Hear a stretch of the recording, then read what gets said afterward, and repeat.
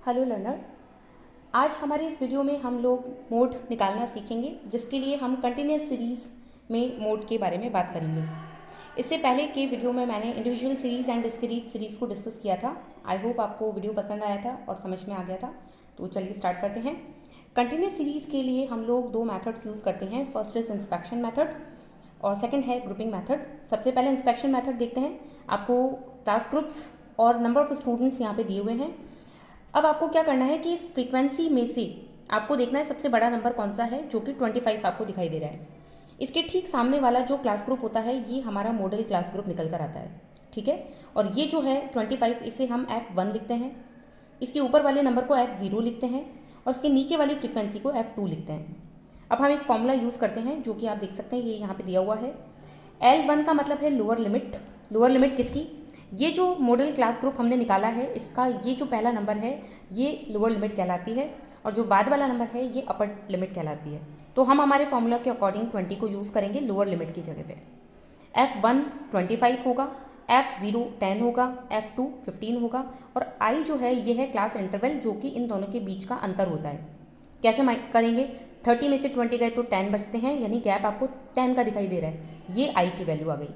इन values को हम जब फॉर्मूले में लगाते हैं इस तरीके से, ये पूरी वैल्यूज़ मैंने यहाँ लगा दी है, और इसे जब हम सॉल्व करते हैं तो हमें अपना फाइनल आंसर 26 मिलता है, ठीक है। आप देख सकते हैं मैंने कैसे सॉल्व किया हुआ है प्रॉपरली। तो हमारा फाइनल आंसर 26 आता है, जो कि इंस्पेक्शन मेथड से हमें मिला है। अब हम बात करते हैं ग्रुपिंग मेथड के बारे में।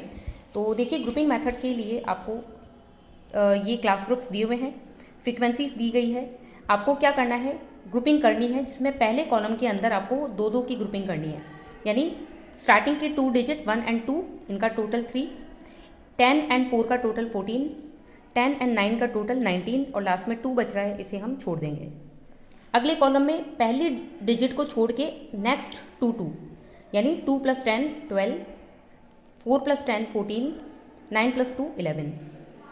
नेक्स्ट कॉलम के अंदर हम पहली डिजिट को छोड़ेंगे, स्टार्टिंग की 3 डिजिट को लेंगे, यानी कि 1 2 एंड 10, ये तीनों का टोटल 13 आ गया।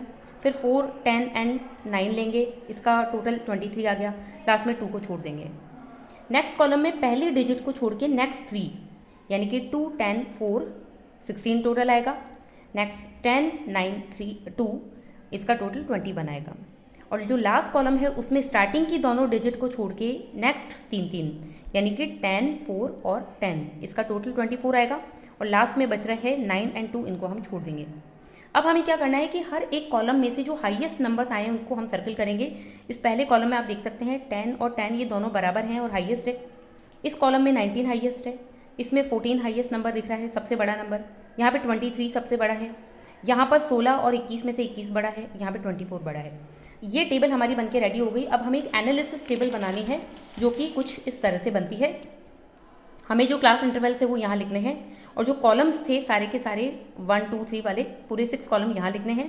अब आपको क्या देखना है कि जो हाईएस्ट सर्कल किए हुए जो नंबर्स थे, जैसे कि यहाँ पर 10 है, ये 10 किस ग्रुप में आ रहा है? 10 एंड 15 के ग्रुप में आ रहा है। और ये वाला 10 20 एंड 25 के ग्रुप में आ रहा है। तो एक टिक हम 10 एंड 15 के कॉलम में लगाएंगे, एक टिक 20 एंड 25 के कॉलम में लगाएंगे। आप देख सकते हैं मैंने लगा रखा है 10 एंड 15 में, और एक है 20 एंड 25 में, क्योंकि दोनों 10 के लिए एक एक हाईएस्ट फ्रीक्वेंसी थी। इसके बाद में हम आगे देखते हैं। नेक्स्ट कॉलम के अंदर 19 हाईएस्ट है। ये 19 किससे मिलके बना है? 10 एंड 9 से। ये 10 एंड 9, 10 एंड 9 किसके ग्रुप में आ रहे हैं? 20 एंड 25 और 25 एंड 30। तो इन दोनों ग्रुप के अंदर मैं एक एक टिक लगा दूंगी, यानी 20 और 25 वाले ग्रुप में। तो आप देख सकते हैं मैंने 20 वाले ग्रुप में एक टिक कर रखा है, एक 25 वाले ग्रुप में एक टिक कर रखा है, सेकंड कॉलम में, ठीक है। इसी तरीके से थर्ड कॉलम में देखते हैं। थर्ड कॉलम ये वाला है, इसमें हाईएस्ट 14 है। 14 किससे मिलके बना है? 4 एंड 10 से। तो ये रहे 4 एंड 10। 4 10 के सामने कौन से क्लास ग्रुप है? 15 से 20 और 20 से 25 वाला। तो 15 और 20 वाले कॉलम में मैं एक एक टिक करूँगी। ये मैंने कर रखा है, ये और ये, ठीक है। ये कुछ भी नहीं है यहाँ पे, ये है, यहाँ पे मैंने टिक कर रखा है। फिर फोर्थ कॉलम में देखते हैं हम। फोर्थ कॉलम में 23 है। 23 3 नंबर से मिलके बना है, 4 10 9, 4 10 9। तो 15 20 25 वाले जो ग्रुप्स है उसमें मैं टिक कर दूँगी। 15 20 25 में मैंने एक एक टिक करके हैं, ठीक है। इसके बाद में हम आते हैं नेक्स्ट फिफ्थ कॉलम पे। फिफ्थ कॉलम में हाईएस्ट है 21 बना है 10 9 2 से, 10 9 2। इनके ग्रुप है 20, 25, 30 वाले, तो 20, 25, 30 वाले ग्रुप में मैं टिक कर दूंगी। 20, 25 और 30 वाले ग्रुप में मैंने टिक कर दिया। और लास्ट जो कॉलम है वो है हमारा 24, ये बना है 10, 4, 10 से। 10, 4, 10, इनके ग्रुप है 10, 15, 20, तो मैं इसमें टिक कर देती हूँ 10, 15 एंड 20। ये पूरी एनालिसिस टेबल हमने रेडी कर ली। अब हम क्या करेंगे, यहाँ पर कुछ नहीं है 0, यहाँ कुछ नहीं है 0, यहाँ कितने टिक है 2, तो मैंने 2 लिखा। यहाँ 3 टिक्स है 3 लिखा। यहाँ पे 6 टिक्स है 6 लिखा। यहाँ पे 3 टिक्स है 3 लिखा। यहाँ पे 1 है, मैंने 1 लिखा। इस टेबल को देखकर हमें अंदाज़ा हो चुका है कि सबसे ज़्यादा जो टिक्स हैं वो है इस ग्रुप में, 20 से 25 वाले में। यानी कि हमारा जो मॉडल क्लास ग्रुप है वो 20 से 25 आ चुका है। अब हमें एग्जैक्ट मोड जब निकालना है तो वही फॉर्मूला जो इससे पहले मैंने इंस्पेक्शन मेथड में लगाया था उसको हम लगा के यहाँ जब सॉल्व करते हैं तो हमारा आंसर आता है 24.28। यानी कि जो इंस्पेक्शन मेथड हमने यूज़ किया था उसी तरीके से हमने इसको सॉल्व करने की कोशिश की, उसी फॉर्मूले से, और हमें आंसर मिलता है 24.28। ठीक है, उम्मीद करती हूँ आपको समझ में आ गया होगा।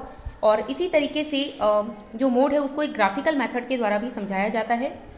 इसमें आप देख सकते हैं मैंने एक क्वेश्चन लिया हुआ है, रेनफॉल दिया हुआ है, यहाँ पे नंबर ऑफ डेज दिए हुए हैं। इसके लिए हमें क्या करना है, वाई एक्सेस के ऊपर नंबर ऑफ डेज के अकॉर्डिंग डेटा लिखना है। आप देख सकते हैं इसमें सबसे बड़ी वैल्यू 15 है, सबसे छोटी वैल्यू यहाँ पे 5 है। तो मैं 2 के गैप से यहाँ पर ये मार्किंग कर लेती हूँ। इनके बीच का अंतर मैंने 1 सेंटीमीटर का लिया हुआ है यहाँ पर, लेकिन अगर हम ग्राफ पे बनाते हैं तो ग्राफ कितना बड़ा है उसके अकॉर्डिंग हम इस स्केल को मानते हैं। मैंने यहाँ पर छोटा सा डायग्राम बनाया है इसलिए मैंने 1 सेंटीमीटर का गैप लिया है। उन पर 2 नंबर की मार्किंग करते हुए 14 तक मार्क कर लिया, क्योंकि इसमें बड़ा नंबर 14 है इसलिए मैंने 14 तक लिया है। और यहाँ लिख दिया नंबर ऑफ डेज।